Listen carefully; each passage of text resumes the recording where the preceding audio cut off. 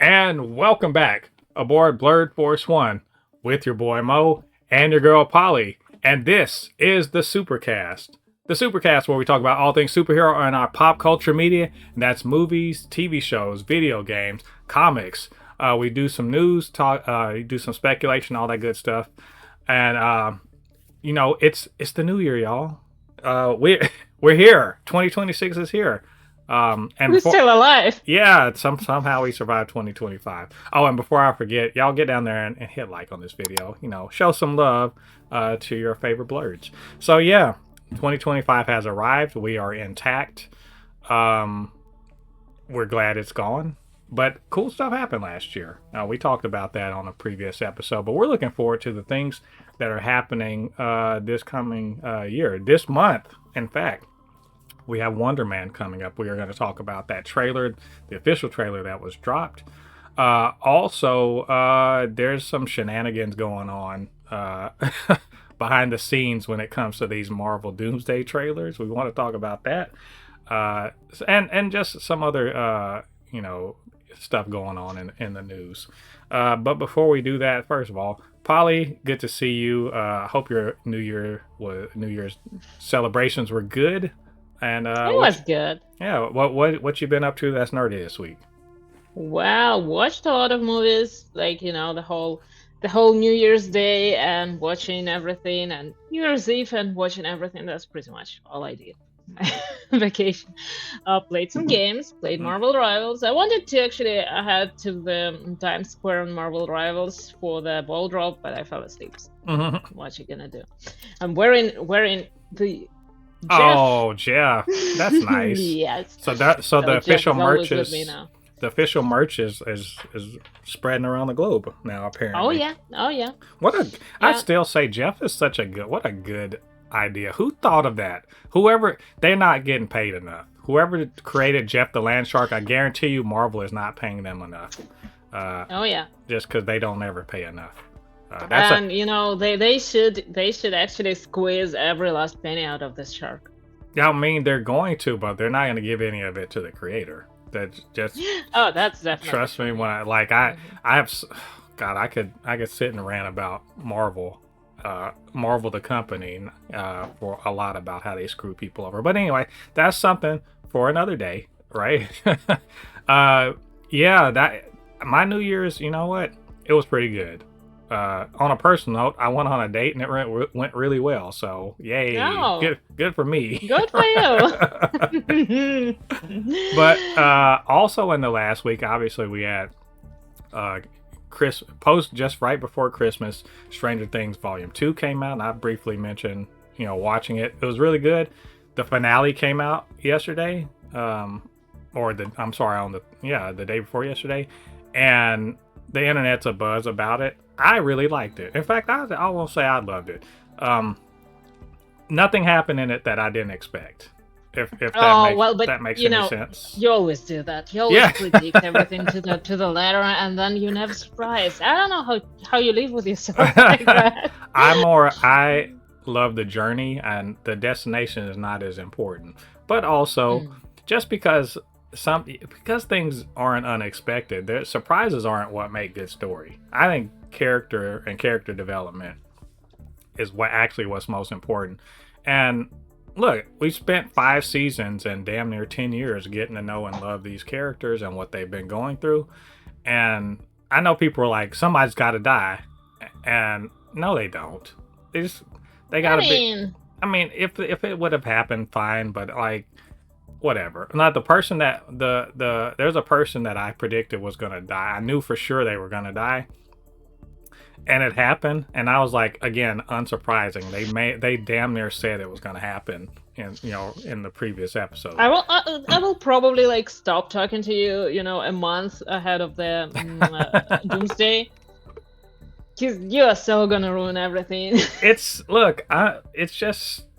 was easy to call, but look, again, some people are disappointed. They think it's mid or whatever. I don't care. That's another thing. One of my resolutions for the year, and it's just a continuing one that I've had for a few years now, is not let other fans ruin my enjoyment of something. Who cares? You know what, Polly, you're my homie. I like talking to you about these things. If you hated Stranger Things, that has nothing to do with whether or not I like something. And people be going on social media trying to get validated, trying to have their opinions validated. Who cares if somebody doesn't like the shit you like? Yeah, stand on your own. So it just so happens though that, hey, some people agree with me, and we can kind of commiserate and just be happy about what we got. I think we should just be happy that we got a Stranger Things. That when we really look back on this show, it's not just nostalgia bait. There was real character development and growth, and we grew up with these characters. Some I didn't because I was already grown up, but some people literally were kids and now they're grown ups, right? This journey has been, like the actors. yeah, it's been formative. On the show. Yeah, exactly. But some people who their kids were little and now they're, about to get out of high school. That's like me.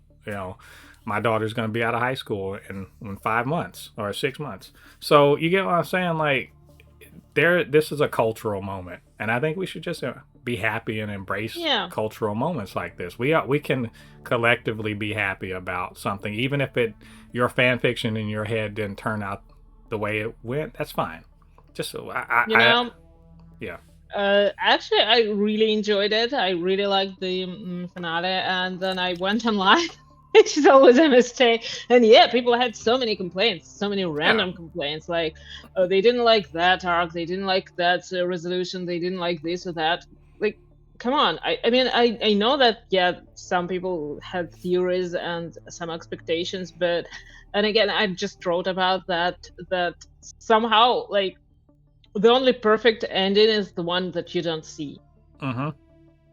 Anything else, you're gonna be disappointed with something, but you have to learn to accept that, like, some stories don't end the way you expect them to. Yeah, exactly. Like, I didn't watch this show wanting to see the show that I was gonna make. I was watching the show that the Duffer Brothers were gonna make. I think they made some good choices. I think that the theme of, like, not just moving on, but, sacrificing and all that stuff, but how do you have a happy ending out of tragedy, and more to the point, how do you transition from one part of your life to another? Sometimes gracefully, sometimes not so much. We can have happy endings that aren't the end. It's not the end. It's just the begin. As what's closing time says. Every beginning is some other thing's beginning's end. That's what I'm talking about. It's the start of something else, and I was happy that they were like, yes, some things are going to happen. You're not going to see their stories anymore, and that's fine. Just know they're in a better place than they were, when this all started. I love that. So anyway, I enjoyed it quite a bit, and nothing you nerds on the internet say is going to undo the way I feel about it. So. Plus, like, if you think that it wasn't epic enough, yeah, I don't know what you expected. Did you expect like everyone to start falling out of portals? Let it go. I think they expected Doctor Strange to open the portals and Yeah, exactly. Yeah. Alternate universe 11s are all pour in from whatever. It's fine. Besides that, I've been reading comics for, if you were on the channel. If you're not, what are you doing? But I've been doing a new series, and this is a hard series to do. Daily 365. I call it 365 days of Black Panther. So a different comic every day. I'm just going to do a recap of what happens in it. So far, I've got 2 out, and it's been a hell of a chore getting them done. So, but I have been reading cool Black Panther comics. So you guys check the channel. It's always out. A win. Yeah, you'll see a new one, and maybe it'll get you to go check out the comic itself. Beyond that, I also watched a movie on Netflix. Very randomly decided to watch it, called Nezha, Nezha.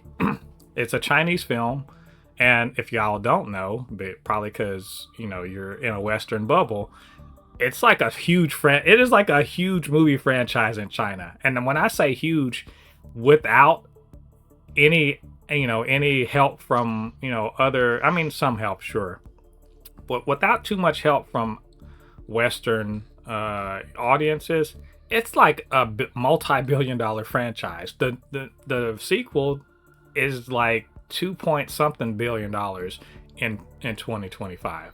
It's huge.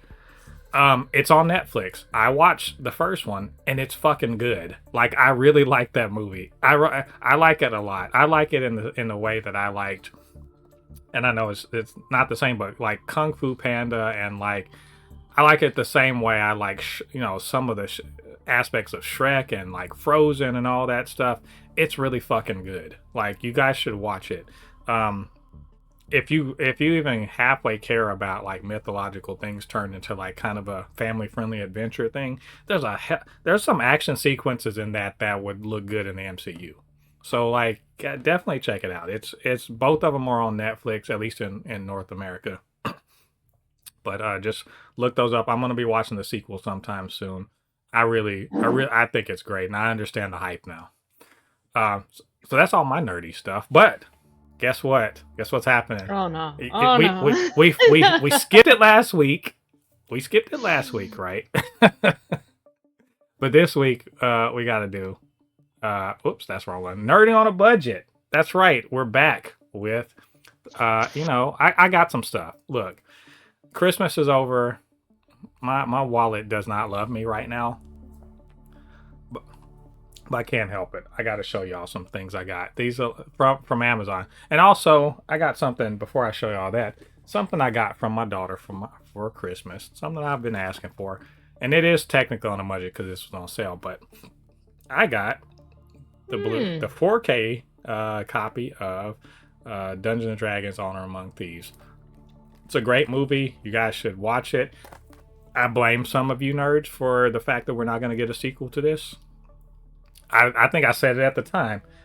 People did not go to see it. It's an excellent movie. The best Dungeons and Dragons movie that's ever been made. And nobody went to see it, and now we won't get a sequel. So I'm just mad at y'all. But I do have the Blu-ray, or the 4K Blu-ray for that. Now, the stuff y'all really want to see. I got my third version of Nakia from Black Panther. And I might note, the face sculpt on this one is really good. Like, I'm gonna see if it's close enough so you can see how good it is. Probably not. It's a little blurry. Anyway, the face sculpt's really good. Looks just like Lupita Nyong'o. And I enjoy this. This was like, I want to say this was $11. So that's a win. Also, this is not a Marvel Legends figure, but I keep seeing people, and I was like, I gotta have it. Look, Galactus hungers to be on your shelf. This is a Hasbro Titan Hero series, so the articulation is not amazing.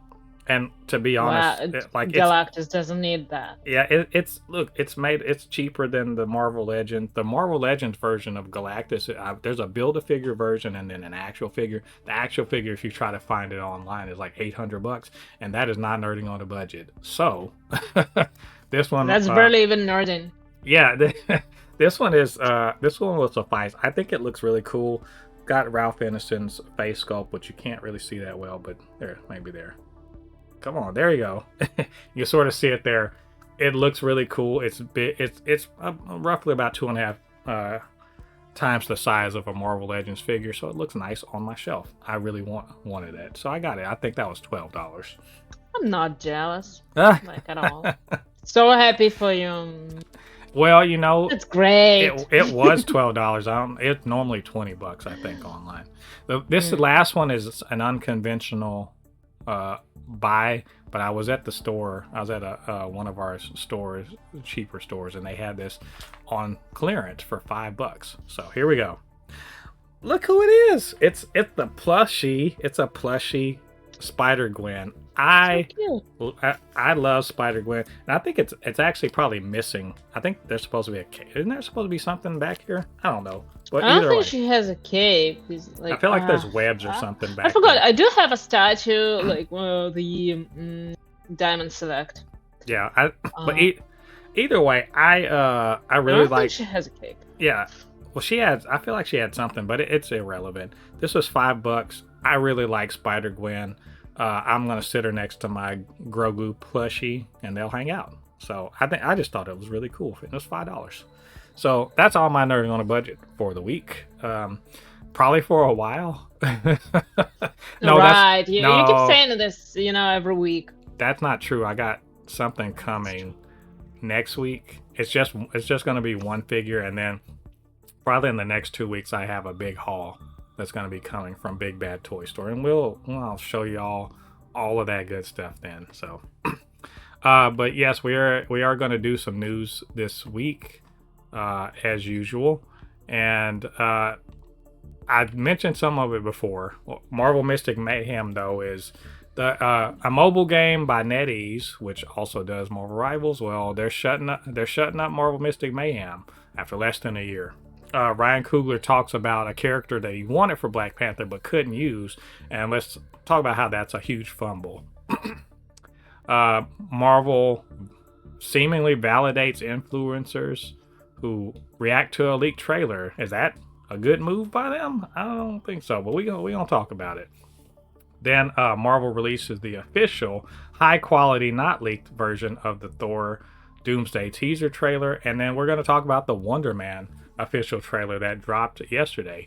And before we get into that, I do want to do a bit of nerd discussion, not necessarily directly, but related to superhero stuff, but it does relate. So we're gonna get into that right now. Before I forgot, we gotta do Polly Has Issues. I always forget. We do talk about comics. So yeah, Polly Has Issues, y'all. And where she's our resident comic book aficionado expert. Read way more comics than me, which is something, like, for real. But every week she reads comics and she wants to come back and talk to us all about it. So, Polly, go ahead and let us know about your comics. Well, actually, this end of the year was very chaotic, but I managed to read only one book, which is, we've already talked about this here, and you read it. It's Supergirl, Woman of Tomorrow. But, well, I remember your review, which was very, very detailed, and that's actually part of the reason why I wanted to read this as soon as possible. And of course, it's because the upcoming movie is based on this comic.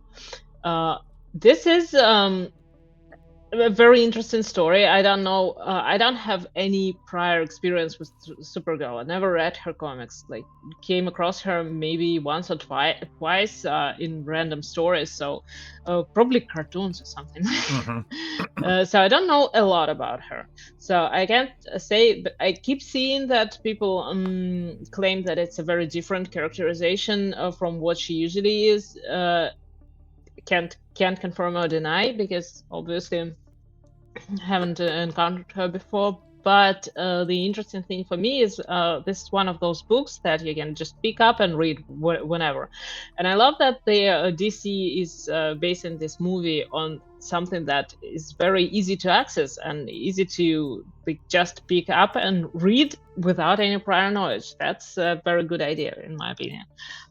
Really love the characters in this story. Really love the way it's structured. Kind of like it's told from the point of view of her companion for this story of Ruthie, and who is like a teenage girl from another planet. And she speaks in this very eloquent way, which is quite original and quite unusual. I've seen some complaints on Global Comics that like people got tired of this style, and it was kind of hard for them to read. I can't agree. I'm used to reading like really, really long sentences from Russian writers, so it's normal for me. I'd say it's very beautiful, and it's very interesting that in different parts of the universe people speak differently. That makes sense to me.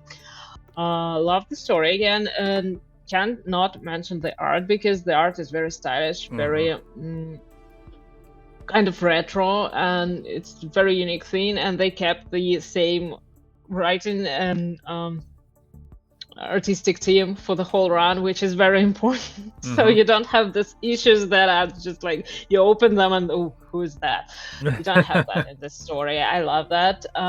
It's very interesting story, very enjoyable book, and the arc itself. It's everybody keeps saying that it's a very like gritty story or dark story or maybe even gory story.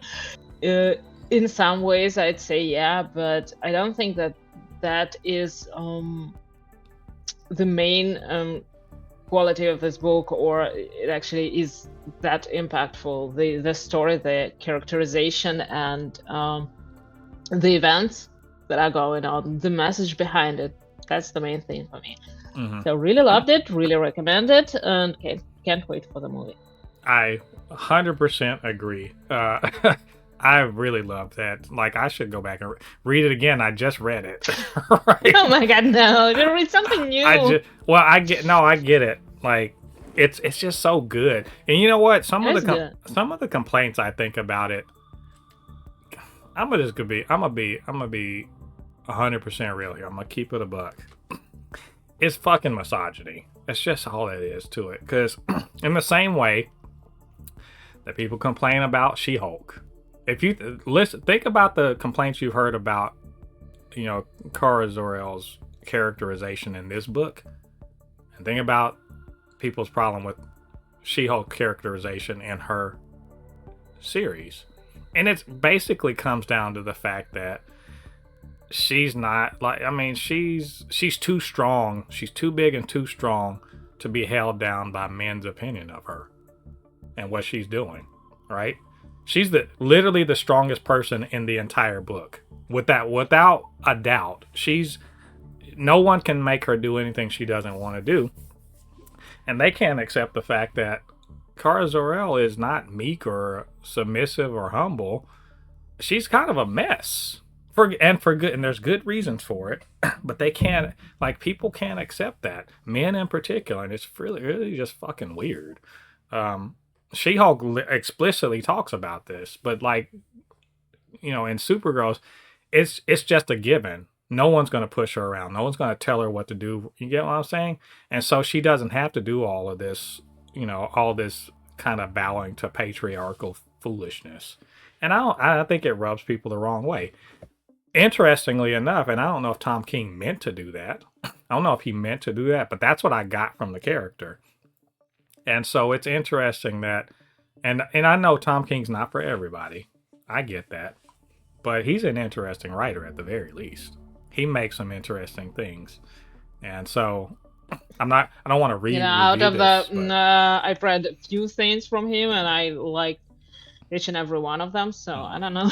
Maybe that's like exactly up my alley. Yeah, I mean, like I said, I don't know if he's necessarily everybody's cup of tea, but at the very least, he makes interesting things. So, well, cool. I'm glad you read it. We both read it now. We both can heartily agree that it is dope, and you guys should check it out. I would have some issues, but again, just check the channel if you want to know what I've been reading. It's been Black Panther. I've been scrolling through all of Marvel Unlimited trying to you know, get Black Panther stuff.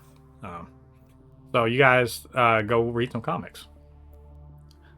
Well, that puts us on our discussion. Look, this is a discussion topic. Nerds, this is me putting you all on blast. Discussion topic is how fans are ruining fandom.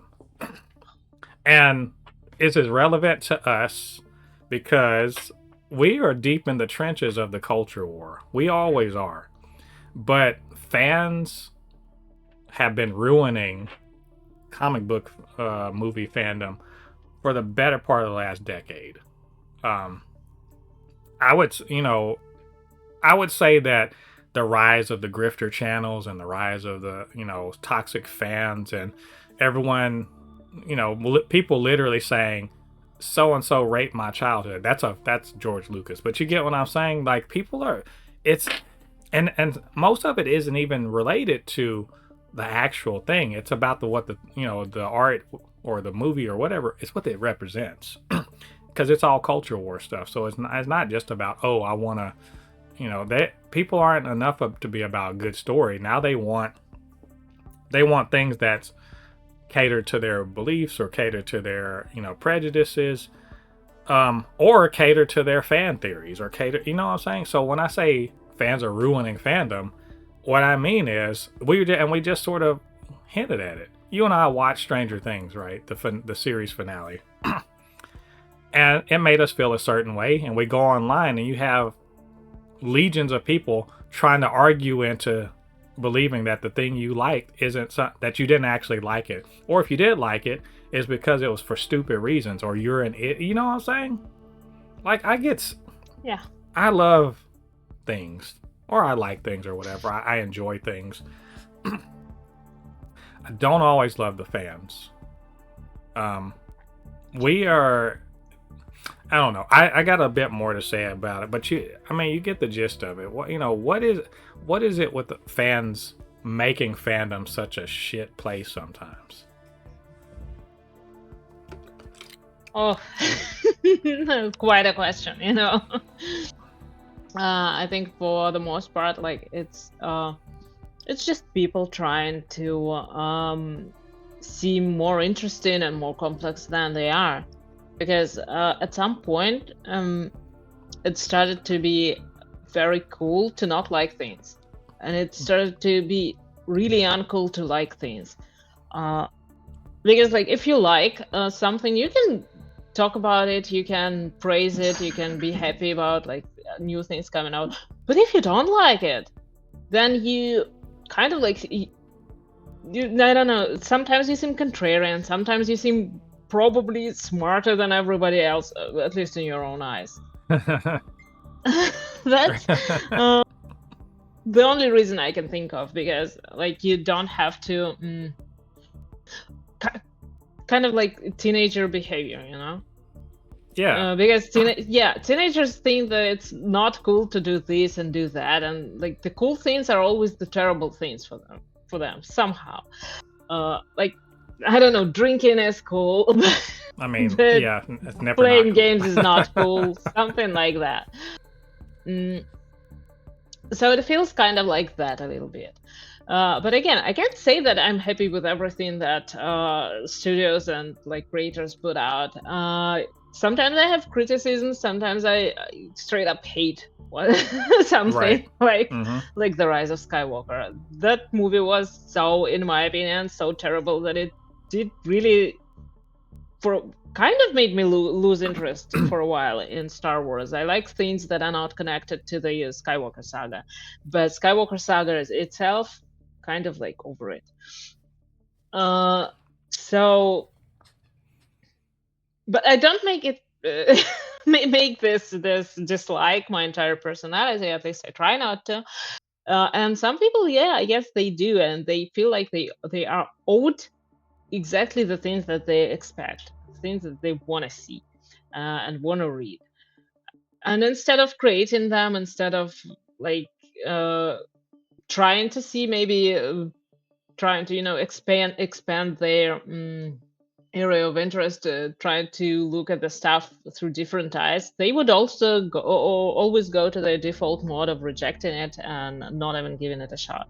And I don't know, it's just sad. Yeah. No, I then they would attack everyone who likes it, because that's really that's really that. I mean, I even see even people I agree with, they even annoy the hell out of me sometimes, because there's a thing going now, like, so there's like catchphrases or bywords to essentially either short circuit or speed run an argument. And so one of those that we see all the time is bad writing, right? Or oh yeah, or there's all that stuff. But on our side, I'm starting to see, and I'm getting really sick of saying people talk about media literacy and media illiterate as a way to short circuit any discussion of things, because people not understanding a plot point doesn't make them illiterate, or people media illiterate. Maybe they just didn't really see where the writers were coming from. That's perfectly fine. You're not stupid for like misunderstanding something. Maybe it just wasn't presented or to understanding it differently, because the same book can't be read by two people and seen as the same thing, and the same movie can be viewed by two people and viewed as the same exactly. thing. It's never the same, and it's the whole point of art, actually. So if you know art, if you studied art, which I have, you do understand that how this works, and it's really it is annoying when people go to media literacy as a default statement, like everybody illiterate except for me. Exactly. I'm not so sure most of us are. Sometimes, but then bad writing is the one that really annoys me, because people who use this phrase, they usually, first of all, they wouldn't be able to tell good writing from bad writing. They can't explain it. They can't provide you with an example of good writing over bad writing. They can't explain how this is bad writing and this is good. They basically don't even read. So most of them, I mean, or they read like exactly the same genre, which is very, very formulaic. So I'm gonna start to ask every person who comes out with like bad writing claims to provide examples of their writing, so they could prove to me that they know what good writing is.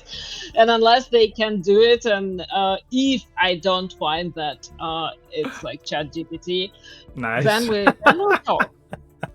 Because, well, I do have a journalism diploma to prove my skills, if anybody wants to argue. Yeah, I kind of, look, this is just, fandom wars and all that other stuff.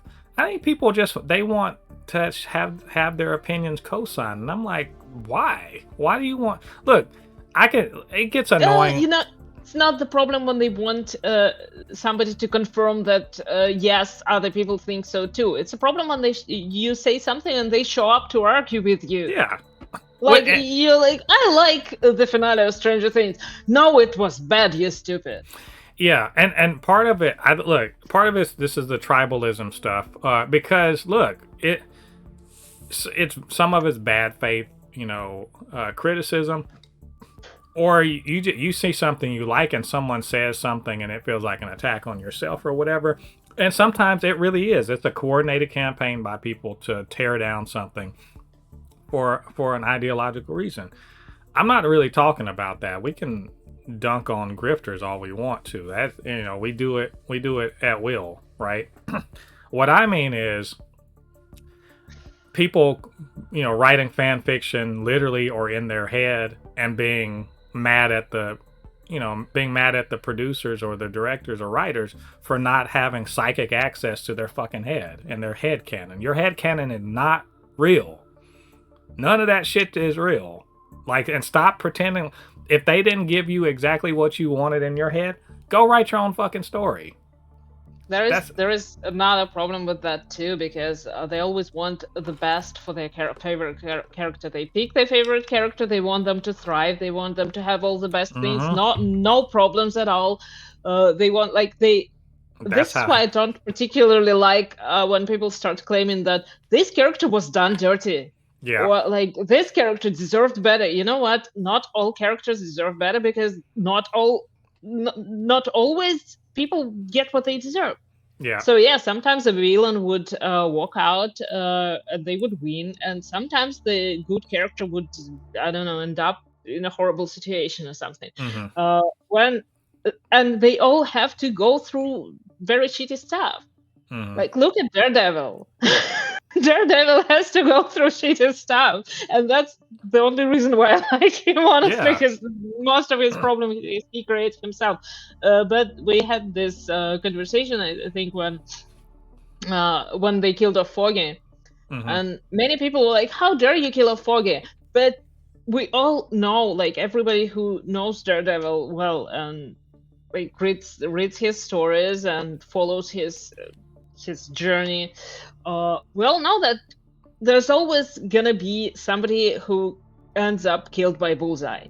It can be Foggy. It's kind of in the name. I mean, it's kind of in the name, Bullseye. I mean, if it weren't Foggy, it would have been Karen. And they would be even madder because that's a yeah, trope. yeah, that's the And one they true wanted to pairing. avoid this trope. Yeah, they wanted to avoid this trope, and they killed off Foggy instead. But it's inevitable. And I honestly, I would have preferred that they killed off Karen, because as much as I like the portrayal, I don't like the character. But also her name. She, Also, it's the name too. yeah, she's actually one of the worst and most boring partners that he's ever had. I even like Heather more because she brings complexity and conflict. Like the shows Heather. Right. The comics Heather. Oh my god, a whole other bag of words. I think you're hitting on something, but I don't want to get too deep into like why things are good or bad. It's really more like what is it about fans? Like, can we get back to a place where you can just love things? Like, you can be disappointed in a story way. I do. I'm disappointed all the time about the way stories proceed. You cannot agree with it. You can, you can be like, they kind of did, like when you said they did a character dirty. Madam Web, I keep going back to it, did like 4 or 5 characters really dirty. And I don't mean it in terms of, they robbed them of some. No, they just did not deliver a good story. Just robbed them. Yeah, they did not deliver a good story. And kind of, in my mind, poisoned the characters for the next 10 or 15 years. That being said, this show is not about shitting on that or going around and telling people who like Madam Web that they're idiots, right? That's not the point of this show. I like things and I want to talk Madam about Web. Them. I'm happy for you. I'm happy that people. No, you're not. I'm happy that people. I'm happy that people enjoy things that they enjoy. But this is all because like this whole Stranger Things deal. It's not just Stranger Things. It's like the DCU. It's the MCU. It's I'm sure Buffy, when it comes back out, when the new series comes out, you're a Buffy fan. I'm telling you, the fandom is going to be ridiculous. People are excited for now. Most people are. Because they ain't seen nothing. Because they have not seen anything. That's exactly why they're. So all of their headcanon is. Like, they are happy that some of the people like Sarah Michelle Gellar are involved. But yeah, they're gonna be mad. They're gonna find something to be mad about. They're gonna hate it for some reason. Like at least half of them. Mm-hmm. It's gonna be like what happened to the Charmed reboot, which was a good show, by the way. A really fun show. They didn't deserve the hate it got. Yeah, you know why it got the hate, right? Because tribal is bullshit. We can talk about racism. It's also racist. Yeah, racist. Bullshit. Well, that's what I mean, because it's the tribalist bullshit. But it's the grifters. Look, the grifters, they don't make money and to sit there and complain out into the ether. If they were just in a corner talking to themselves, no one would give a fuck.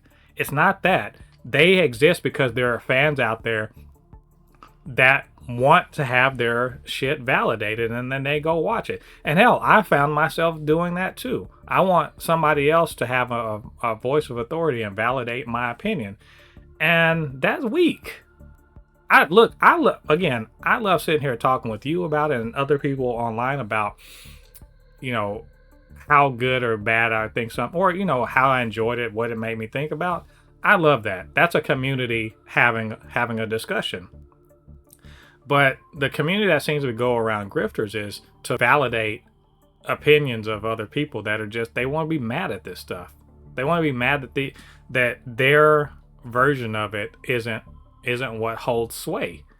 And not only that, they want to spend time in comment sections and in other communities trying to argue you into agreeing with their takes. And then it just turns into a big war. That's not fandom. Oh, you just block them. Yeah, but then again, that's not the only thing they're doing. They don't like anything. Yeah. If you look back at the history of the videos they make, they never liked anything. When it comes out, they hate it. Then pre-hating. They start it's worse. They hate it. Then the new thing comes out, and they start saying that the previous things were good. Yeah. They're pre-hating, and it's not it's not because sometimes they really feel passionate about it, But you see it with the Star Wars prequels. Look, I don't think they're great. I think 2 out of 3 of them aren't that good. In fact, kind of bad. But I and a lot like them a lot. that was the opinion of a lot of older fans, and like the Mm-hmm. newer fans really like them. It's kind of whatever. But now there's this this re I don't want to say re litigation. It's some relitigation of it, but also some revisionist history. And now suddenly the Star Wars prequels are, they are foundational canon stuff, and then like the sequel series is actually terrible. And I'm like, you motherfucker, y'all don't remember the episode 1 through 3 were roundly trashed by a lot of people, and we still went and watched them, but like a lot of people, we roundly trashed them, like just did not like them. So this isn't new, but the problem is that there's so much more reach. There's echo chambers and there's all this other stuff, and then the problem with the echo chamber, I don't give a fuck if you're in the echo chamber, stay there. Stop bringing that bullshit. Y'all gas each other up. Y'all go into these echo chambers. You gas each other up. You start making up this, what I call it, lore, fandom lore within your community about what really happened, why something really sucks, why this is there's all this. Now you start doing conspiracy theories and shit like that. And then you bring it into the real world where no one wants to hear that shit. You come up and you spend all this time shitting in your little Like sport. cultists. Yeah, it's like they spend all this time. You spend all this time shitting relentlessly in your little part of the internet. Then you want to come out. You've wallowed in shit, and you want to come out here and try to get everybody to embrace you. Nobody wants that. You're fucking up just regular fans. In fact, regular fans that are just they're not too deep into this. They just want to like something and be like, hey, like, why would you do this? Someone's like, some kid or whatever is like, I really like Stranger Things and like what happened in the finale. And that's all they're saying. They don't say anything else. And then you get people pouring in there calling them idiots. It's wild, and I fucking hate it. Like, fans will make you dislike shit. You want to leave this shit because they can't just be normal. Be regular people. Let people have an opinion. Anyway, Stranger Things really got me on that, but it's going to be just as bad in December when Doomsday comes out. It's going to be bad when Supergirl comes out. Hell, we're about to see it when Wonder Man comes out. We know exactly what's going to happen, but like, y'all can we be better than that? That's all I'm asking. Answer, no. Because Probably not. there's money in being an asshole online. Anyway, I just wanted to talk about that. We do have news we need to talk about. So let's move on to that. I'm sorry to tell you this, Polly. You're gonna have to uninstall. No, you don't have to uninstall it. You still probably got something to the tune of 5 or 6 months, maybe. If you are on the Marvel Mystic Mayhem train, which I know, I'm not. which I know all of you are, every one of you. So I know this is sad news, but it is coming to an end.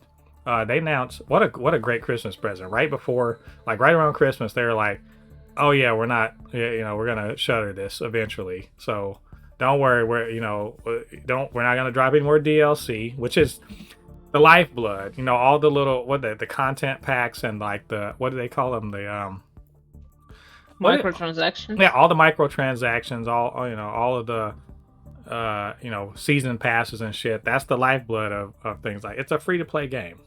I think it's a free to play strategy RPG, something like that. I never played it. And Me too. Which is, I think, exactly the reason why it's it's what, I think I may have played it once and I just didn't get into it. But it's one of those games. It looks good. It's it ties in there's cool character design. I don't know if you've seen many of the character design, and they did the best thing they could have done, which is include Lunella Lafayette, aka Moon Girl, and Devil Dinosaur. So yay, it should be, but it's not my type of game. That's just true. I'm more likely to play Marvel Rivals than I am to play a game like this. And I guess I'm not the only one. Because they made a free-to-play game that nobody wanted to play. Unfortunately, you look. You can slap all the Marvel skins onto something you want to, and which I'll also note that it's cool, but I love Lunella. She's an obscure character for most people. Most people don't know who the hell that is. Like, if y'all wanted this to be Most people successful, didn't know Jeff. yeah, but Jeff was not. He was not the draw of Marvel Rivals. The draw of Oh, Marvel. wasn't he? I mean, eventually they're like, but the draw of Marvel Rivals was they did the right thing. Not Marvel, but NetEase was like Spider-Man, Wolverine, Storm, Captain America, right? They made Punisher. They made all of the people that if you are casual, you would know who the hell they are. Especially if you're a casual comics fan but a gamer, those are the ones you've heard of. And Luna Snow. Yeah, I don't know who that is. That's like my favorite character. But this one it's just different. Like, yeah, they got Spider-Man, and Iron Man, but Emma Frost is one of the main characters, and I'm like, not a lot of people know who the hell that is. I'm gonna be real. More now, she's on Rivals. Yeah, and thanks to Rival, and maybe they didn't have enough synergy here. But the story between the two is they're vastly, and also, who was the main guy, like one of the main protagonists in that game is Sleepwalker. Nobody knows who Sleepwalker is. Nobody knows who that is. I only know just because I've read comics in the 90s and, I happen to have some knowledge of Sleep. Nobody knows who the hell that is. And Dormammu's the main bad guy. If you know the MCU, you might have known that. So I don't see how this was ever going to be a hit. Marvel mobile games, not my favorite thing. I would have played it if it was a PC game. I would have played it if it was like I don't even remember what kind of gameplay this game has, but I do know that before it was released, people were excited for it, and I saw like a lot of people who wanted to check it out. Mm-hmm. I guess they did. I guess they didn't like what the game offered, but either way, I mean, they all can be successful, but like a year, God, I mean, still, games like Strike Force and God, what was it, Future Fight? I think they still exist, and I think they're doing well. But this one, and Contest of Champions too. Yeah. Marvel Snap also. Those are all different, and I played some of them I actually played all of them for a while, but again, Marvel and mobile games kind of don't really go hand in hand to me. Exactly. I mean, probably like make it a narrative game, make it something like Midnight Suns, and release it for PC. Great. Yeah, I would have bought it. That was my big deal. Is like, I don't play games on my phone. I'm just old. I'm an old man like that. I don't particularly love the idea of having to sit there and swipe away on my phone to play a game when I have a perfectly good PC right here and consoles. I would have. I mean, your phone is probably more powerful though. I mean, maybe, but I want a big screen. But also, I installed the Android games app on my computer because I was like, cool, I'll play this if I can do it on my PC. It's not available. So like, I get they want the ecosystem to be what it is. It's not for me. And also I don't feel particularly like responsible for making sure that their shit is successful. You got to get me where I am. Oh, you know what? I paid them so much money. I mean, Rivals. I probably bankrolled this game. I mean, on balance, I'd say another thing. Probably hold off a year on this one. Like because I remember this came out sometime before the early summer last year, maybe late spring. But Marvel Rivals hadn't even been 6 months old when this dropped. Right? Because like it was a 1 year anniversary what was it, in early December? It was December 6th. Yeah. Marvel Rivals was less than 6 months old and was killing it. This just dropped and it was just noise. it's just noise that gets drowned out by Marvel Rivals. Everyone's on that. Like this, I think they could have. I get it. They probably started developing these things close to the same time, so they had to drop it. But I think it got drowned out by Marvel Rivals. So, and I understand they cater to different audiences, but you get what I'm saying. Like all of the shine was on Rivals, and this got none of it. So, on the upside, I'm looking at it. I'm going to look at this as a silver lining. All those Marvel mobile games you were talking about eventually get ported to PC. So I'm hoping in like 2 years they'll port it to PC and I can finally play it the way it's meant to be played, like with a mouse and keyboard. So, oh well, Marvel Mystic Mayhem, farewell. We barely knew ye. But we will when you're free to play, free to play on Steam. So our next thing is I like to talk about bag fumbles. This is a big bag fumble. I was just shit talking for the 100th time, Madam Web, and I think it deserves it. But I understand some people like it, so I'm not gonna reiterate it. But Sony is good at just like missing opportunities. If missing opportunities was a person, it would be well, maybe not a person, but if Sony Missing Opportunities was a corporation, it's Sony, which is strange because they have arguably I'd say maybe the best superhero IP in existence.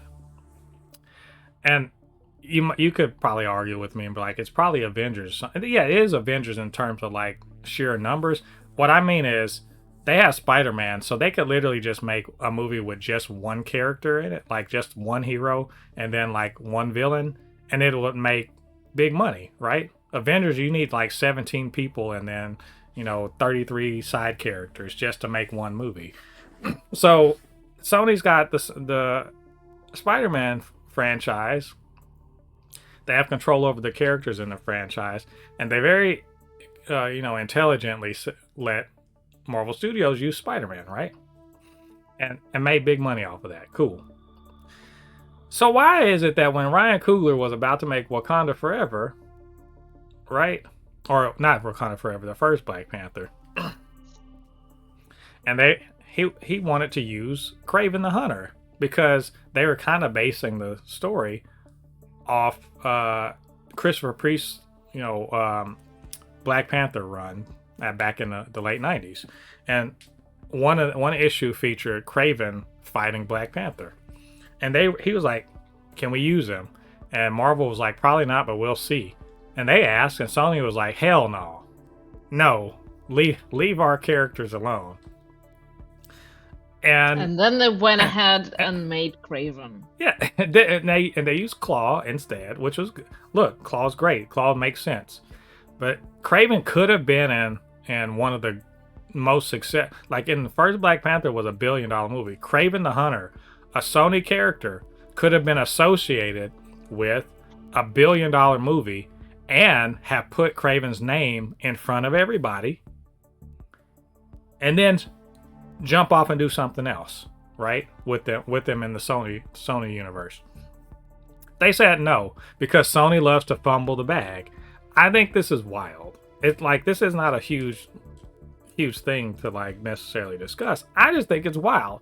I wanted to hear what you had to say about this. Like, Sony told Ryan Coogler no for their character, and as you said, then they went and made Kraven the Hunter, which I like, but I understand it's not great. You're wrong. It's not amazing. Look, it's not. I like the movie. It's not amazing, and they fumbled.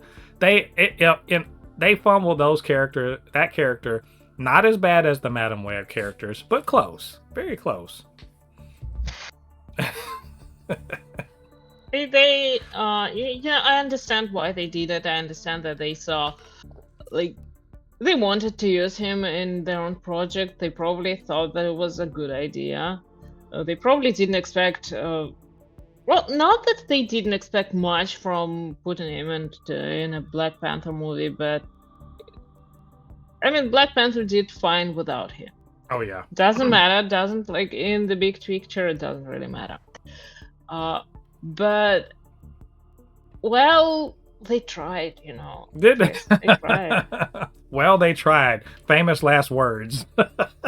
Yeah. It is crazy. Like, I like to think about all the missed opportunities and the bag phone. This isn't one of the major ones, but like, because Not the worst one. They would have, maybe they would have had a flat fee to let them use the character or something. It didn't even have to be the main Kraven. It could, because I think it could have been like one of the Kraven's son or some shit like that. It didn't have to be the main Kraven, but it could have been dope because Kraven versus Black Panther is famously a great battle. I mean, obviously, T'Challa. They wanted their own franchise or whatever, their own universe without Spider-Man. Yeah, their Spiderless. They got universe. that. Yeah, their Spiderless universe. I'm sure that was a good, expenditure of money and time to get 2 out of was like it 3. It wasn't 3. It was like Venom also. Yeah, the three. So it was 6 movies. So get 2 out of 6 good, 2 decent movies out of 6 movies. That's fine. It's crazy. Also, but I guess in hindsight, it's extra crazy. But Ryan Coogler, I think he would have done cool stuff with it, and they just missed it. So either way, Sony, too bad for you. So Doomsday is it's looming. It's not even really looming. It's at the end of the year. But that doesn't mean that Marvel can't continue to, in my opinion, botch the marketing for this movie. I know it's a year away and they're trying to get people hyped and they're like, "Hey, please go spend money to see Avatar so you can watch these trailers, these teaser trailers." And I said what I had to say about them last week. Yeah, I think they're fucking up personally. This could have been an email. You could we had to meet for this. We'd have to get. This didn't even need to be a Zoom call. This just could have been. Could have been a fist fight. Yeah, we didn't need to show up anywhere for you to be like, oh, Steve Rogers is going to be it. Thor is going to be it. We know that. We saw the chairs. Y'all need to tell us. Okay, whatever. I'm not going to I'm not going to go back into that. The point here is that they have been leaking trailers. So, that people have been going in and recording them and then posting them online, and then you have reactors and influencers reacting to these things. Now, I haven't been doing that because I want to see the actual high quality version of it. I know other people. Also, like, what are you gonna react to? Like, yeah, it's. I mean, that's the other thing is that damn Steve Rogers one was ass to me. It was just ass because it didn't do anything. Like, cool. I'm glad to see Steve Rogers coming back, but yeah, again, could have been an email. You could have literally send me a picture, just do a screenshot and be like, "Hey, look, he's gonna be in this." All right, got you. The Thor one is officially out. We're going to talk about that one later. But of course, there's people been buzzing about an X-Men one and then one that involves Black Panther and the Fantastic Four. If you want to see them before everybody else, take your ass to the theater. What does this have to do with anything? Marvel seemingly is validating these leaked trailers, which is leading to some speculation that this has been a coordinated effort to sort of build buzz with influencers. The reason why is because, you probably have seen the pictures online. Agbo, the Russo brothers production company, they're part producing this movie too. They brought in actual influencers to see the trailer before anybody else, and you could see in one of the pictures somebody's literally sitting there and recording the fucking trailer while they're watching it. So in LA at Agbo Productions, they sat down, like, and you can see what's the guy from not Screen, not New Rockstars, the guy from New Rockstars, he's one of the people. And there's some other people I don't recognize, but one guy is literally, he two guys, and one of them sitting there, he got his phone out recording it. And all I can think is, why are y'all rewarding these people for this? Why are y'all rewarding people for going out and looking at your leaked trailers? Just fucking release the trailer instead. You know, so if y'all like they want to have all of the benefit of the buzz from the leak, but then they want to make some people official too. Right? They want to give some influencers inside track. And I'm not salty about that. Like, that's fine. That shit happens all the time. So influencers and people with big platforms, because they have big platforms, they get to get inside, you know, they get to see stuff for free or see stuff early. It's fine. But it seems to me that if you're going to send cease and desist letters and, or, you know, about showing leaked trailers, why are you going to sit here and, like, validate the people who were reacting to your leaked trailers? That seems weird to me. Yeah, it's confusing, especially after they kept flagging people posting the actual trailers that they had on their YouTube channel, like the Wonder Man trailer. Exactly. Black Girl North posted about it. Yeah. I don't know. It does seem like they're biased or something, but then again, I think that I said it before, an AI is probably in charge of promotion of this movie. So some would argue that AI is in charge. You know? Some would argue AI is in charge of writing Doomsday too, but we'll see. Well, I hope that's not true, because I don't want another The Rise of Skywalker fiasco. Honestly, I think AI probably could have made Rise of Skywalker better, but yeah, that's probably true. That's probably true. I mean, you know what? Disney is gonna do this anyway. They have the contract with OpenAI. What the hell? I'm just gonna make my own version. Yeah, I think my beef with this, mostly my beef with this, is wanting to have it both ways. You want to be like, you know, get rid of these leaked trailers, but also you guys who make big numbers off of our leaked trailer, reacting to our trailers, come in and we'll just show you the real one, so you can give your genuine reaction to the real thing. Okay. Just release the fucking trailer, man. Stop doing this. Exactly. Who cares about reactions anyway? Yeah, I mean, you guys care about reactions because I do them. But the point is, I think the point is like, just release the fucking trailer. This has been a shitty marketing decision. Own it, and then like fix it. Like, I'm sitting up here waiting. No, they're gonna write it out till the end. They're like, no, we're committed to this. Except we started this. We're gonna finish this. I mean, it's stupid, but we're doing this. We're committed to this course of action, but also we want to take advantage of the fact that our course of action is dumb. Like, it's. I don't remember the last time I saw an ad campaign for a comic book movie that's so stupid that the only reason why it's working or semi-working is because the movie's so big. Like, if this was for Kraven, none of this would work. If this was for Madam Web, this would not have happened. If this was for Venom, Let There Be Carnage, this would be like, everyone would be like, this is the dumbest shit. Just release the fucking trailer. But because it's Doomsday, they're allowed to fumble and, you know, screw around and more or less make a mockery of this fucking ad campaign, and we're gonna be fine with it because it's Doomsday. And we'll talk more about the actual trailer we have gotten officially shortly. I don't love this.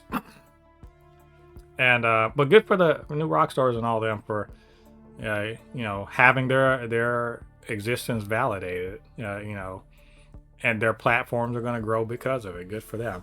I just wish Marvel would be, in some sense, they would be more like inviting Jamie from Black Girl Nerds and not these other people who are literally recording the fucking trailer while you take pictures of them for marketing purposes. Wild. Anyway, we'll talk about the trailers more when they come out. Speaking of, they released the Doomsday teaser trailer featuring Thor, which thankfully is not 25 seconds of this guy's in it, which is more just Thor looking in the mirror. It's just, which was my beef with the Steve Rogers one. It was the Steve Rogers one was a big nothing burger, as they say.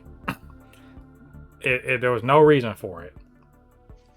They were just like, look, Chris Evans. Yeah, we fucking know, man. Like, we already knew that. We didn't need.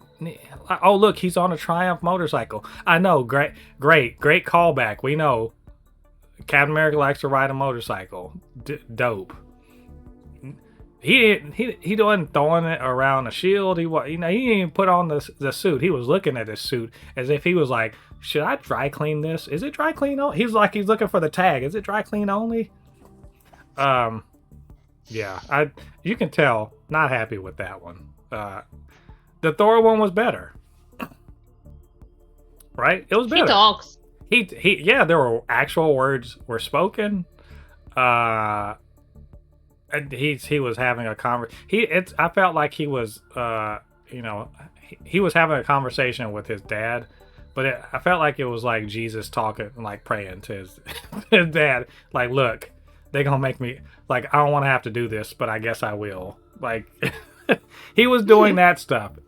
Look, dear Odin, I wrote you, but you still ain't calling. Oh yeah, it was, he's sitting there semi praying, semi being like, they're gonna make me do things I don't want to do. Look, I liked it. I didn't love it. I think that, again, this could have been an email. You didn't have to. You need they at least they showed us Stormbringer, and I was like, okay, so there's an axe in there. Could have been a handwritten letter delivered by Raven. Yeah, I would have loved that too. Like, it would have been cool. Also, he was like, and it appealed to me because I'm a dad, and he was like, I've got my daughter, and I've got to fight one more time to make the world safe for her, and I get that, cool. But if this the way the teasers are gonna be, I ain't with this. Look, these are supposed to get you excited for the movie, right? The trailers are supposed to be like, this thing is coming, this looks dope, I need to go see it. And all this is really saying is, hey, you remember that guy that you liked in the other movies? He's going to be in this too. Oh, yay. Okay, again, I knew this. Can we see anything about what he's doing? Well, he is sitting in the forest with his axe. Yeah. He looks like one of those outdoor survival, like, influencers. Cultists. Yeah, well, influencers where they're like in a doomsday cult, which actually makes sense. Actually, makes sense. You ever seen like the little YouTube videos and they're like, a guy builds a shelter in the middle of the forest out of a tree root, and I'm like, no. I'll see those sometimes. And I'm like, well, that's cool. He's sitting up there building. I was like, are you about to build a survival shelter and go through like a snowy night? Oh no, you're talking about being a hero. Okay. I don't know. How'd you feel about this thing? Well, I actually liked it. I enjoyed it. It was fun. I think it does what a teaser should be doing. It doesn't get you excited, but it does tease something. You see the characters, you see where they are, you see where he is starting the story from. So I guess it's good. It works. Mm-hmm. I guess maybe I need to reorient my understanding of the word tease, because it's like, not to be crass, but it's like going to a strip club where the stripper takes off the trench coat and there's another trench coat under it, and I'm like, oh, that's too much. That's You know, not. there is something in that too. I'm like, it's very mysterious. Like, what kind of where I'm supposed to be getting excited, and I'm just confused now. Like, what's Well, you should be excited. It's confused but excited. It's supposed to be like that. They're just like, trust me, more is coming, and then the stripper's just like, underneath this trench coat, another trench coat. We'll get there eventually. Eventually, there is gonna be like disrobing. Technically, it is more. I mean, yes, not a trench coat. It's trench coats all the way down, actually. I do stability, you know. Yeah. I do think Hemsworth looks good. He's he's like me. We're close to the same age.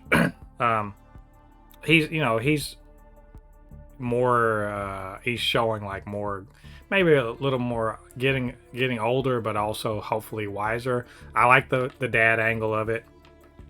People are also being like, good, we're finally getting away from that Taika Waititi jokiness and we're getting serious Thor. And I'm like, serious? Do you want... I don't understand this. Y'all hated the Dark World. The Dark World was not good, but like... No, it was fine, okay? But those same people hated it, and now they pretend that they wanted serious Thor all along. No, you didn't. And then they left Ragnarok. I mean, people are sitting up here trying to, again, revisionist history, trying to shit talk Ragnarok. No, we're not doing that. Love and Thunder's was good. It wasn't as good as Ragnarok. It's good. Was it maybe too jokey? Maybe. But this idea that like, oh, we're gonna finally get, you motherfuckers are not. If they turn Shakespearean with this, y'all aren't gonna know what to do with it, because that's what Thor 1 was. And let me say, Thor 1 is not as good as Ragnarok, in my opinion.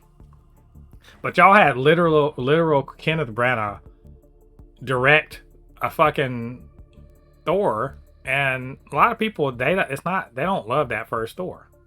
You know, this idea that we're getting back to what Thor is really like, and I'm like, I don't know. Thor is when you really get down to it, it's kind of a silly ass character. So you can like a lot of it's very silly, and it's fine. It's perfectly fine. I think maybe getting a balance might be a better deal, because I liked Ragnarok and I thought the jokey nature of it worked. In contrast to a very, very serious storyline that was going on. Like if you play Ragnarok straight with no humor, it's a dour movie. It's a very dour movie that you don't necessarily want. So you gotta kind of, you have to play with the tones. Also, some of you people could maybe stand to read a comic book or two. Y'all don't realize how silly, and like, I don't want to say silly. Maybe that's not the right word. Stan Lee played him very like overly, I don't want to say Shakespearean, but overly thee, thou, thy. Really, that he did that a lot in the Silver Age. It's in the Silver Age, he was very much like that. So y'all don't want that. Just chill. Anyway, look, I am excited for Doomsday. I don't think this moved my needle that much, but good on them. Maybe some people who are not as dialed in. Maybe you're so excited for Doomsday that you can get more excited for it, and that's why you're not impressed by it. I don't think that's true. I can definitely get more excited. You know what's gonna get me more excited? Seeing actual Doctor fucking Doom on screen. No, I'm saying I don't have to see Robert Downey Jr. take the mask off. I'm just saying him on screen. I specifically don't want him to do that. Yeah, look, again, it's just fine for me. But, hopefully the next one will be better. We'll see next week. So we'll talk about that then. Which brings us to the other trailer, an official trailer, not a teaser, for Wonder Man. It's coming out January 27th. They are dropping all the episodes, which, let me tell you, does not inspire confidence. Disney Plus That's and probably what the executive said. Yeah. Marvel and Disney Plus, when they do this, it's not a good sign. But you know what? I'm going to remain optimistic because I like Simon Williams. I don't know him. I'm not like a huge fan, but I did like Nobody's a Avenger. huge fan of Wonder Man. Yeah, no, but no, yeah. Look online and look at Not all the even Wanda Maximoff. look. She liked a copy of him. She liked him without the him. She likes a version of him She liked a version of him that didn't have actually him. that she can program to do whatever. I mean, fair. He's She likes an AI version of him. yeah. You know, this is in like in the comics. He's a bit of an ass sometimes. He's kind of like he reminds me of Doc Samson, which if you don't know who Doc Samson is, fair. Just he's a bit full of it. He's very full of himself. He's an actor. People know who he is. You know, he's not just an Avenger. He acts. Also, he's a privileged boy. He's from very much a rich upbringing. Now I know a lot of people who are going to be online. They've been online complaining about Wonder Man since its casting and inception and whatever, and they're going to try to convince you that they are really huge super fans of Simon Williams, but in fact they're just grifters. They watched one video explaining who he is. Yeah. They're just anti-woke, you know, crusaders or grifters or straight up racists, and they don't actually give a shit about this character. And to be fair, why would anybody? Simon Williams hasn't figured into any comics that I know of in a long time, and if he has, he's been a bit player. More or less, you know, he was in Civil War and like other things, but he was never anywhere important. Yeah, he's a bit player. His greatest claims to fame is that you know, during the 90s, he was a prominent member. He was a member of the Avengers West Coast, and he was a member of the regular Avengers, and he was a prominent member because they were doing a lot of cosmic shit, and he's got, you know, pretty cosmic powers. Not that that's where he got them, but they are cosmic level in terms of being able to fly through space without, you know, a helmet and shoot lasers and all that shit. He can fly. So the question is, we've been asking is, what the hell does that have to do with the MCU? How are they going to make this work? And we've gotten teasers, and that they've pretty much told us Wonder Man's going to be one of those things that Hollywood loves to do, which is talk about what it's like to be an actor. Cool. Nice to have a different tone and everything like that. I've just been wondering, where does he have powers? You call him Wonder Man, where are the powers at? I'm not tripping over the race swapping. Who cares? Nobody, like, if you care about the race swapping here, you're missing the point. Because Simon Williams, the only thing that about him that's, you know, that you could be like, well, it's got to be a white guy, is that he's a rich kid. But there are black rich people too, so like, chill. He's a nepo baby. All right, they're black nepo babies. It's fine. And so other than that, who cares? It's not even apparent that he's going to have that same origin here. It doesn't seem like it. He seems like he's just a guy that wants to be an actor, and he's probably not very successful at it. At the very least, he really likes gray sweatshirts. Really loves them. But I just want to know where are his powers. So we do get to see powers, but look, I think they still being kind of they're being too cute about this. And no, they show he has some powers, but they don't show the powers really. Am I wrong about that? Like, you see it, but you don't see it.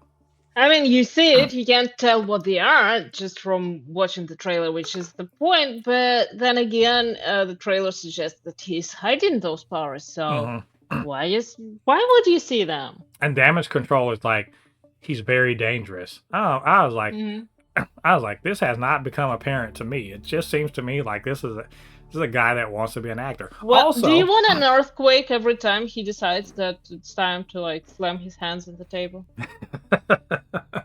Look, how else are you going to emphasize how serious this is? Like, I do that all the time. That's 1.2 on the Richter scale. I never do that. Least. They show his eyes flashing, and also we find out that they're like, we want to make sure that you don't have any powers before we cast you, which is interesting to me too, because I never thought to myself, what is acting like? Like, why would acting or casting agents give a shit if the people they cast have superpowers? What kind of, what's the MCU actually like when it comes to people with superpowers? Them having to hide them, from other people to get their jobs. Another thing is they show more of his relationship with Trevor Slattery, which is dope. I love Trevor. Who doesn't? And they're directly referencing superhero fatigue, which I'm like, you guys are. Subtext is over. They're tired of it. They don't even feel like. Then we're not even gonna pretend that we're not talking about you motherfuckers that are online bitching about everything. I think it's a really good trailer. I wanted a little more in terms of the power stuff because this is the MC. And at one point they even show it. You see some damage control soldiers and they got guns and like tack suits on and shit like that. So I'm like, look, if you're gonna show that, show him flying around at least. No, save it for the show. He said, what does Trevor say? Are you going to use your super speed? He's like, no, I'm going to go get my car. And I'm like, oh, come on, man. Just something. It doesn't have to be a lot. Just a little something. I loved it. Yeah. It's you're going to see everything on January 27th, Joe. So what do you say? Like, just have some patience. What's that? I'm a superhero nerd on the internet. The patience is the last thing I have. Just some, In the meantime, they're gonna show you another teaser, probably. I hope not. Like, I'm not kidding. I don't really, I don't love watching a ton of trailers going up to something. I already know I'm into this, as I don't really want to watch another trailer from this. I figured if you're gonna drop everything all at once, make one trailer that really, really sells this, and tells people, because they got to get people that don't know what's going on to care about this. This is the problem that Ironheart had, but at least Ironheart had a lead in. She came out of Wakanda Forever, so at least there's a lead into this. Nobody knows who the hell Simon Williams is. Like, they could get away with making this happen if this was a more prominent character that people have heard of, but nobody knows who this is. You really gotta, that trailer has gotta be amazing. And I don't think that this is an amazing trailer. I think it's a good trailer. So, It's a great trailer. I don't want to be that guy that nitpicks stuff, but then don't. A lot of the fans, they're casual. We're not normal fans. We are the exception. Most of the people don't know who the fuck he is, and they need to be enticed into this show. And I don't think that this does it. Not really. It's fine. It doesn't do it. I don't think that there is a goal to actually attract the non-casual fans. I mean, the casual fans. Oh, I'm not sure. It does feel like, once again, Disney's just trying to just push it out as fast as they can. Because this has been shot for has it been done? The filming on this has been done for about 2 years now. Oh, wow. So I definitely think, just like Ironheart, they're just like, we're contractually obligated. We're gonna get this out, and at the end of the day, isn't it funny that whose shit gets pushed out and kind of unceremoniously dumped onto the streamer with little fanfare? And I will give them credit that they have tried a little harder with this than they did with Ironheart, but not only just so. It's funny how who it is that gets treated like that versus, who gets the royal treatment like Daredevil. Anyway, this is coming out January 27th. If there's another trailer, I guess we'll watch it. We'll check it out. And we are looking forward to this. Of course, we are going to watch it and review it, and we'll let you all know what we think about it when it comes out. So, that's everything. That was everything we had for this week. Not a huge, news week, but understandably, we just started the year. things are starting to gear up.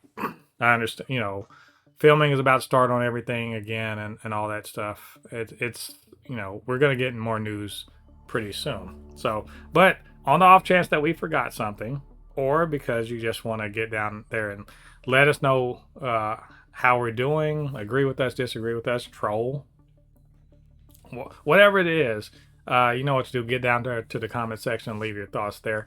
And of course, you can always hit us up. supernotfunnyshow@gmail.com, blurred_force1 on Instagram threads, super_not_funny show on TikTok. And while you're doing that, get down there and hit like on this video, subscribe to the channel, hit that notification bell. All that good stuff helps grow the channel, helps more people to see this podcast and all of the other things we do on the channel. And of course, couldn't do this by myself.